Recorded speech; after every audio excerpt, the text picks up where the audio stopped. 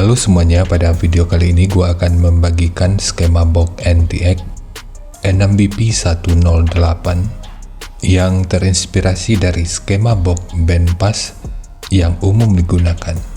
Skema ini dikhususkan untuk transducer speaker Prestek dengan tipe PG 8542. Tanpa berlama-lama, sekarang kita ulas aja spesifikasi teknis dan TS parameternya. Untuk nominal diameter speaker, ini ukurannya 203,2 mm atau 8 inci. Daya maksimumnya 100 watt, rentang frekuensi mulai dari 46 Hz sampai 4900 Hz. Untuk sensitivitas pada 2,83 volt per 1 meter, ini 87 dB.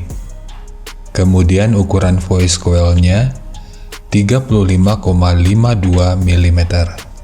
Untuk keamanan, karena ini sebagian besarnya akan dikonversi ke pengguna rumahan, maka parameter yang gua gunakan adalah parameter 4 ohmnya.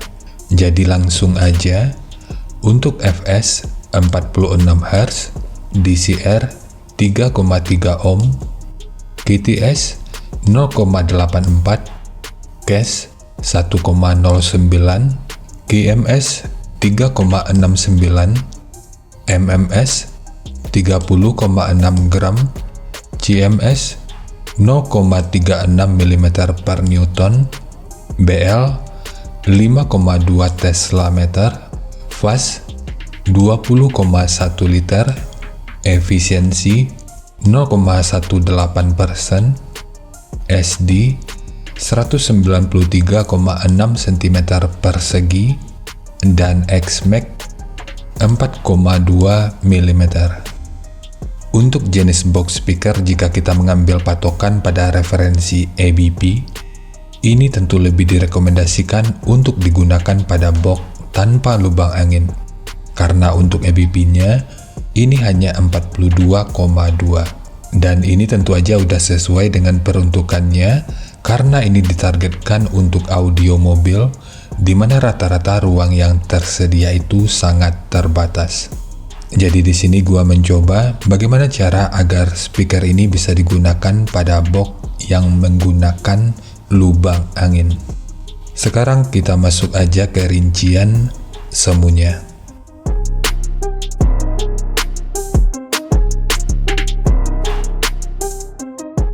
Untuk rincian semu, poin yang gua gunakan di sini adalah 40 watt pada minimum impedansi 3,6 ohm. Rekomendasi titik potong bawahnya itu di sekitar 50 Hz dan atasnya di sekitar 100 Hz. Ini sifatnya tentu nggak mengikat, jadi nanti bisa dicoba aja sesuai karakter yang diinginkan, dan untuk slope nanti juga boleh menyesuaikan. Kemudian untuk puncak SPL-nya, ini diperkirakan mencapai sekitar 108 desibel.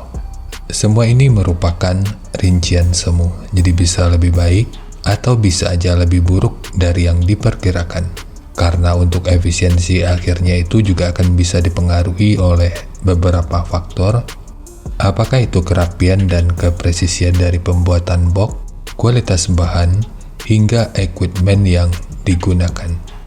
Sebelum melanjutkan, harap baca deskripsi video, karena ada beberapa informasi tambahan terkait bahasan yang ada pada video ini.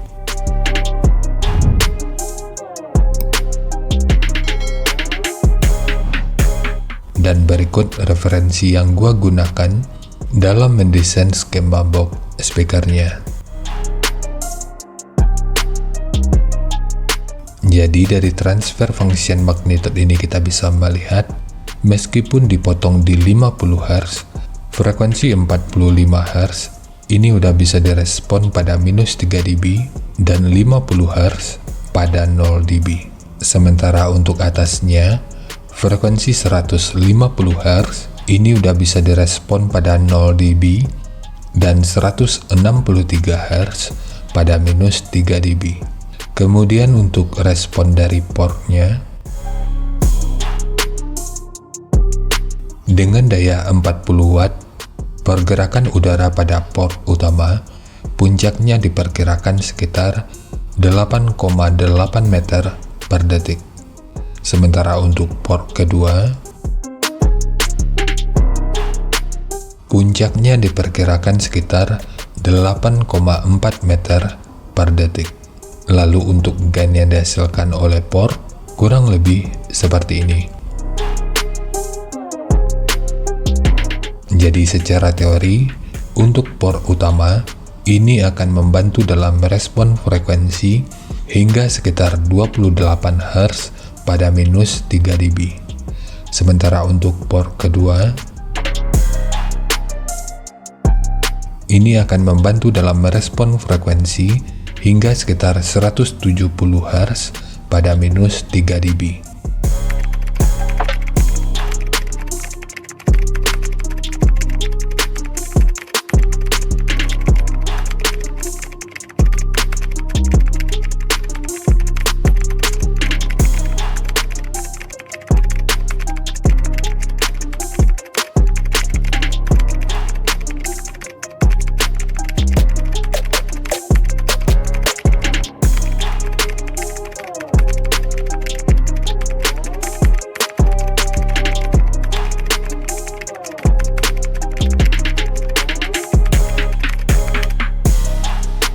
Sekarang langsung kita bahas aja skemanya. Untuk multiplex, ini menggunakan multiplex dengan ketebalan 12 mili. Kita mulai dari tinggi, jadi tinggi box ini adalah 430 mili, panjang ke belakang 450 mili, kemudian lebarnya 260 mili. Jadi ketiga poin ini merupakan ukuran terluarnya. Sekarang kita beralih ke ukuran internalnya. Untuk port utama, ini menggunakan ukuran 30 mili dengan kedalaman yang kalau kita ukur dari sudut ini sampai ke sudut ini ukurannya 355 mili. Sementara untuk port kedua, ini ukurannya juga 30 mili dengan kedalaman yang kalau kita ukur dari sudut ini sampai ke sudut ini ukurannya 125 mili. Kemudian ukuran dari sudut ini sampai ke sudut ini ukurannya 132 mili. Ukuran dari sudut ini sampai ke sudut ini ukurannya 250 mili. Kemudian untuk triplek dari dudukan speaker ini menggunakan 2 lapis. Dan untuk pemasangan speakernya, magnet speaker nanti ditempatkan pada area ini. Sementara untuk konusnya nanti mengarah ke ruangan yang ini. Lalu untuk dinding belakangnya ini juga menggunakan 2 lapis yang bertujuan untuk memastikan box benar-benar kokoh sehingga potensi box bergetar yang biasanya akan membuat suara itu mundur ke belakang ini tentu bisa diminimalkan. Untuk dinding depannya ini juga menggunakan 2 lapis, satu sebagai frame utama dan satu lagi sebagai penutup dari pintu depannya. Selain bertujuan untuk memperkuat, di sisi lain karena pemasangan speakernya nanti dari bagian depan ini. Untuk bukaan nanti bisa disesuaikan aja.